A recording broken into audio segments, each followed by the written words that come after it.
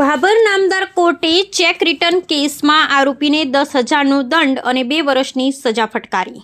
ભાભરના town ફરિયાદી Rathod Manharsinh DL લેબુબા Bhabhar નવાવાળાને ખારા ગામના ચૌધરી નાગજીભાઈ રણછોડભાઈને ઘરકામ અર્થે નાણાંની જરૂરિયાત ઊભી થતાં ફરિયાદી જોડેથી ₹5 લાખ પૂરા હાથ ઉછીના લીધા.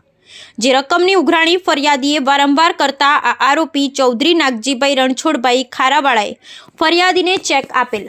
જે ચેક ફરિયાદીએ પોતાના ખાતામાં નાખતા ચેક રિટર્ન પરત આવેલ. ત્યારબાદ આ કામના ફરિયાદીએ ચેકના નાણાંને ન્યાય મેળવવા માટે ભાભર નામદાર કોર્ટ સમક્ષ વકીલ હર્ષદ આર ચૌધરી દ્વારા ફરિયાદ રજૂ કરવામાં આવેલ. જે ફરિયાદ ચાલી જતા તારીખ 2/1/2025ના રોજ ભાભર નામદાર કોર્ટના જજ SP દવેનાઓએ ચેક રિટર્ન કેસમાં આરોપીને ₹10,000નો દંડ ને 2 વર્ષની સજા અને ફરિયાદીને ₹5 લાખ ચૂકવવાનો હુકમ કરેલ ને ફરિયાદીને રકમ ના ચૂકવે તો વધુ 6 માસની સજાનો હુકમ કરેલ છે. આજે ફરિયાદીની ફરિયાદ દાખલ કરવામાં આવી. તેમાં વકીલ હર્ષદ આર ચૌધરી પૂર્વ ભાભર બારના પ્રમુખની ધારદાર દલીલોને ગ્રાહ્ય રાખી ને ભાભર નામદાર કોર્ટ દ્વારા હુકમ કરેલ છે. બ્યુરો રિપોર્ટ ગોપાલ કે પૂજારા, ભાભર, બનાસકાંઠા. મારું નામ હર્ષદ આર ચૌધરી એડવોકેટ છે.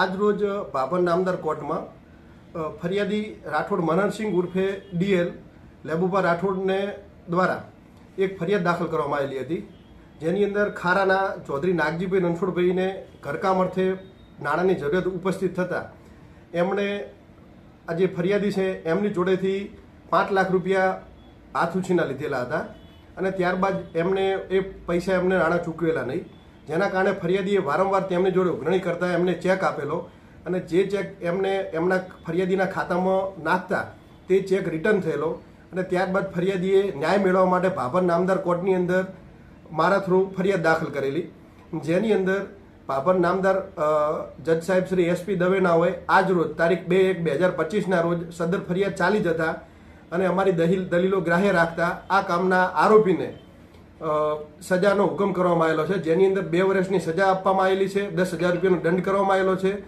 અને જો ફરિયાદીને જે રકમ ન ચૂકવે તો 6 માસની વધુ સજાનો હુકમ કરવામાં આવેલો છે.